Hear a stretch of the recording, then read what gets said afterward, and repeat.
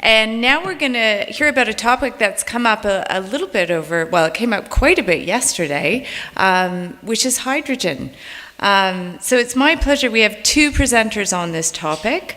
I'd like to introduce Asma Lajibi. She is Senior Vice President, Business Development with Engie Hydrogen International.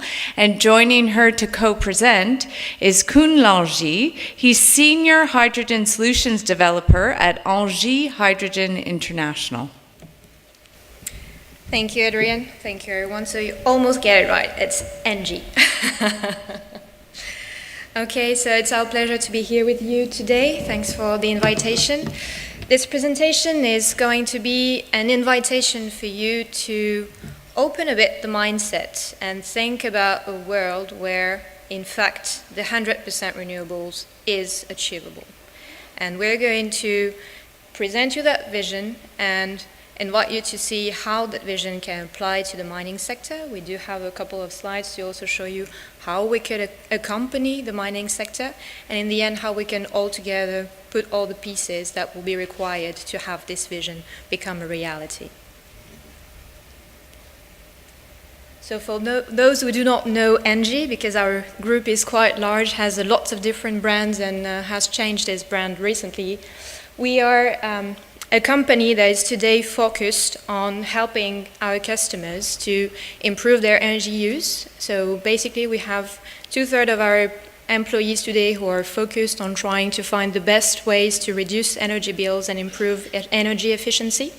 And we are also providing clean and reduced CO2 emissions generation capacities. So we have mainly 3 pillars within our group.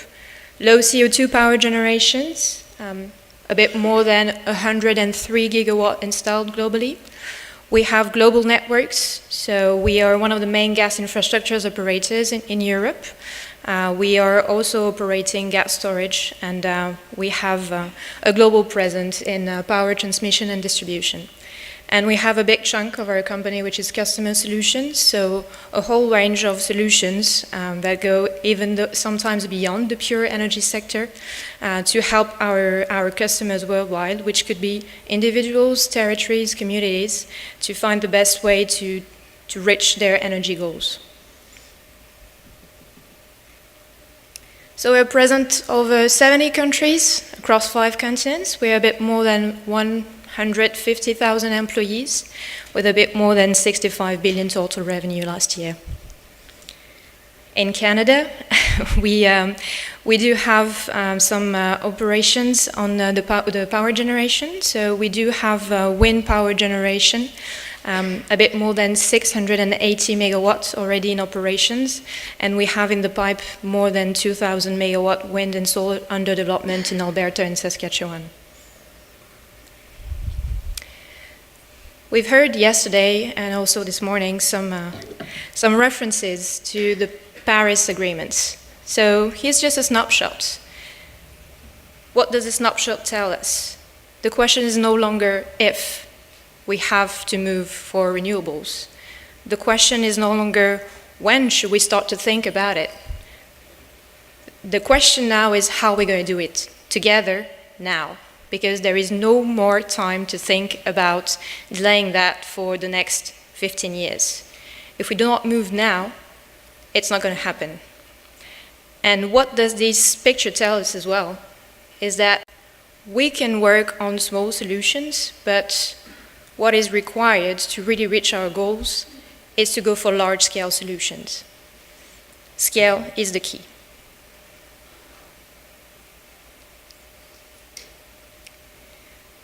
So if we go for the scale, we go for more renewables. If we go for more renewables, as most of the other presenters showed it, we go for more intermittency. So if we go for more intermittency, we need to have more flexibility and more storage to be able to meet all of our energy needs. So this is a picture that shows the different available storage technologies. We heard this morning about compressed air. I think someone spoke about that. Pumped hydro storage. Within Engie, we are not hydrogen fanatics, right? So the whole point is to look at the whole system and try to find the solution that will best match the requirements of a particular territory or a particular community. So, as you just explained it, this will be a hybrid solution. And what we say is that whenever there is a question of size, hydrogen will complement batteries. It's not a question of choosing between having a battery on site or having hydrogen. These are technologies that are complementary because they serve different uses.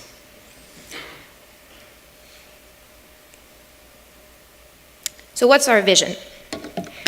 Our vision is to say that hydrogen is here to be an energy vector. What does energy vector mean? It means that it's a mean to store and to transport and to use energy in a different time or in a different shape. So basically, hydrogen, and we advocate for renewable hydrogen, which is hydrogen gas that is produced by splitting water thanks to renewable electricity. So this hydrogen will enable us to have more and more penetration of the renewables into our systems.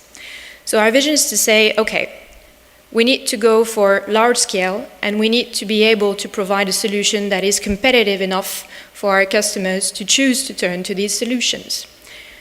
So first, imagine a territory, which is this country A to the left.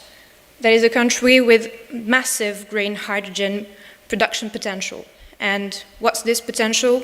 Mostly that's renewables capacity production, production capacity, sorry. So it's a country where we would be able to produce renewables quite cheap. And just for you to have some order of magnitude, in the cost of hydrogen, renewables will weigh about 50%. So we go to that country, we would produce massive amounts of renewables. We would produce this electricity, use part of that electricity directly to electrify what can be electrified to reduce the carbon footprint, and we would store part of this electricity in the form of hydrogen. Then what we'll be looking for, because we need scale to be able to have an industry that will make us have this energy vector become available and affordable for everyone, that we'll be targeting energy-intensive industries. And among these industries, of course, mining is one of these industries with a lot of energy consumption every day. We are also working with ammonia producers. We're also working with steel, cement, to try to find solutions for them to adopt hydrogen, to reduce their costs, reduce their carbon footprint, and to trigger the industrialization of the sector. So then, starting with these anchor and energy-intensive uses, we would expand the use of hydrogen to other sectors that today cannot provide the volumes for hydrogen to become competitive enough.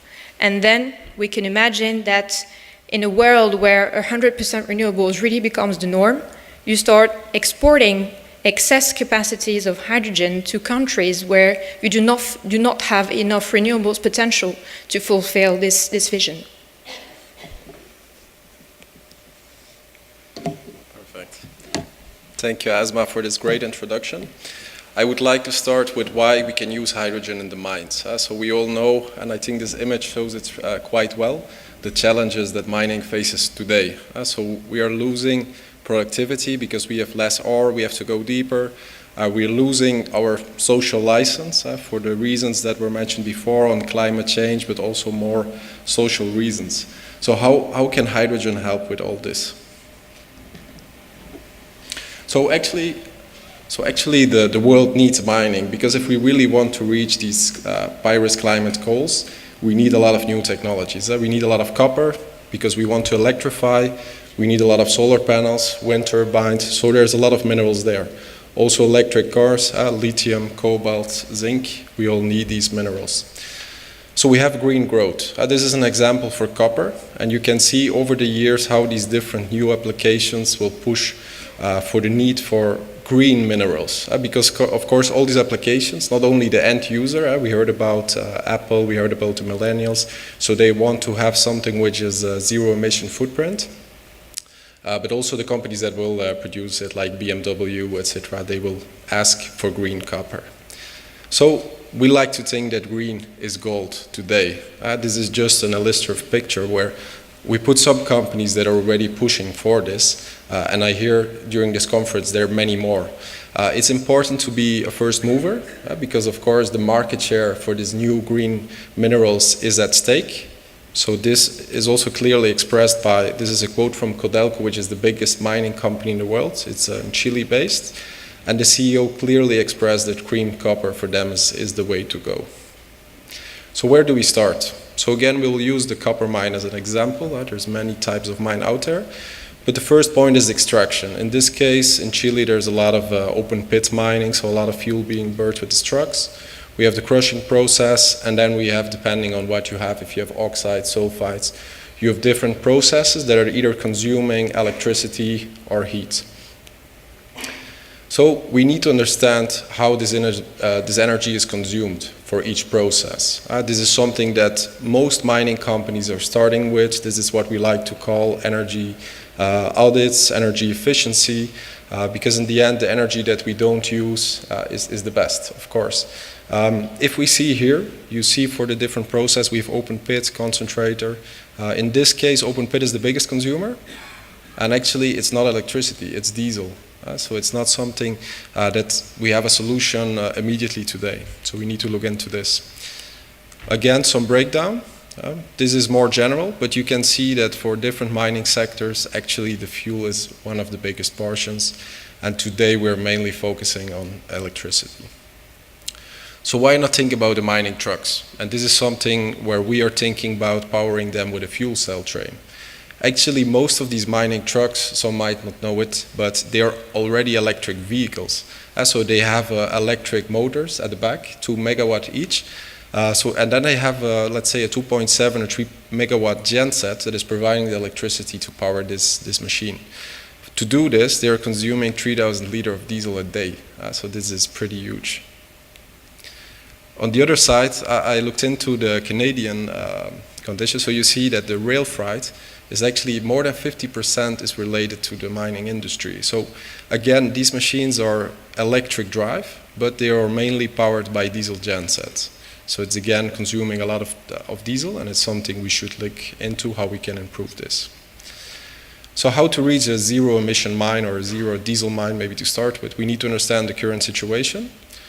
So we have, just to make it more general, we have thermal process, we have electric process, and we have heavy mobility. Yeah? Some of the mines are connected to the grid. If you have, let's say, a good price there, it's perfect. If not, you are off-grid. I've seen many off-grid mines for Canada, and you mainly have the diesel genset. So what is the next step? So we have heard many of the projects that are going to renewables. It's quite easy today as existing technology. We can easily, let's say, displace like up to 20, maybe 30%, depending on the resources, of fossil fuels. And very importantly, it was also pointed out, is the energy management system to optimize this percentage. Next step, some people are thinking about it already, is storage. We like to think a lot about lithium-ion battery storage. There's many other technologies out there. You have the compressed air, you have the pumped hydro storage, etc. But it really doesn't get us all the way. It doesn't get us all the way to the 100%. So this is where, from ENGIE side, we're really looking at a hydrogen infrastructure. We need to add this infrastructure, so we'll have the electricity to generate based with electrolyzers and hydrogen. We can store the hydrogen. Hydrogen storage, as the bigger it gets, the cheaper it gets in comparison to batteries, and it takes up a lot less space. This hydrogen, we can use it to re-electrify either via a fuel cell, or there are even technologies that could use the genset. You could do hydrogen blending with gas at very good efficiencies. This is also an option for the transition phase. If we really want to go to decarbonize the complete actions of the mines, we need to think about H2 mobility, the big mining trucks, why not the buses that bring the people to the site, etc. And also H2 combustion for the smelting or the heating processes. So having said this, many people, they are taking the incremental approach today. So we're going step by step, and we will see what happens after. But if we know that to reach the 100% goal, and not only in the electricity, also on the other sides, we will need a solution which could be hydrogen, maybe could something else, but we should look at this end game, yes? And we should look at this and then go with what we call a backcasting approach and see what do we really need to do for the Horizon 3, Horizon 2, and Horizon 1. Because if we do the incremental one, we might end up with an asset that is not compatible with the next step. So we could lose money, we could lose time, and this makes no sense. So we invite you to look at the end game and to work together on this. And actually Canada is, maybe some people don't know it, but is really a leader in hydrogen technologies. So we have Hydrogenics, Ballard, one of the world-known companies on fuel cell technology. Hydrogenic also produces electrolyzers. I think last year they launched this train with Alstom, which is the first hydrogen train. So you have a lot of knowledge here in Canada. There was also a project, we couldn't get all the details, but there's a project from Canmet Mining that was already looking into hydrogen for the mines. So it would be interesting to know a little bit more about them as well. So from ENGIE side, we have already taken some steps. This is just to give you a teaser of what we have been doing. On the top you can see the mining truck, which has been split into pieces, you can say, to see how we can fit this fuel cell powertrain and take out the diesel genset. So in space and weight, this is perfectly possible. We've come to this conclusion. The biggest challenge is to get the hydrogen on board. Hydrogen is very light. If you compare it to batteries, it's 10 times lighter to have storage on board. But if you compare it to diesel, you need 3 times more space. Sorry. So this is the challenge, and this is where we managed to achieve this. Today it's with compressed hydrogen, but tomorrow it could be with a liquid hydrogen carrier, could be with a chemical carrier. There's many technologies being developed. Most importantly, we designed a mathematical model where we actually created a virtual mine. So we chosen a mine in Chile that we created in this model, and we run several simulations with a diesel truck versus a hydrogen truck. And what we see is that actually the hauling energy cost can come down by 5% or 10%, 2025, 2030. This is very conservative because the diesel price that's being used here is about 65 cents a liter. If I've seen some of the projects, if it's very remote and you need to ship in the diesel, it's actually going to be a lot better. If we consider that you would be paying carbon tax, again, it would be a lot better. So it's a very conservative approach. On the other side, what is very important for the mines is the productivity. So if you have these mining trucks, and the people from the mine might know it, each 8,000 hours, 20,000 hours, you have to change a lot of things on this diesel powertrain. So with the fuel cell, actually you have less maintenance, which in the end will lead to an increase in productivity as well. So I was last week in South Africa, so I had the same thermal shock as our friend from Goldfields, but I saw a very interesting quote from Nelson Mandela. So it always seems impossible until it's done. So maybe some years ago we were thinking about solar as a crazy idea, and now everybody is talking about it. So we like to believe that with hydrogen is pretty similar, and hopefully in 5 years we'll have a conference where everybody is speaking about hydrogen. And I would like to show this curve. This is called, let's say, the hype curve. So today hydrogen is a big topic. There's a lot of expectation, but a lot of people, they're working on their own, isolated, not reaching out, maybe because they don't know the other stakeholders.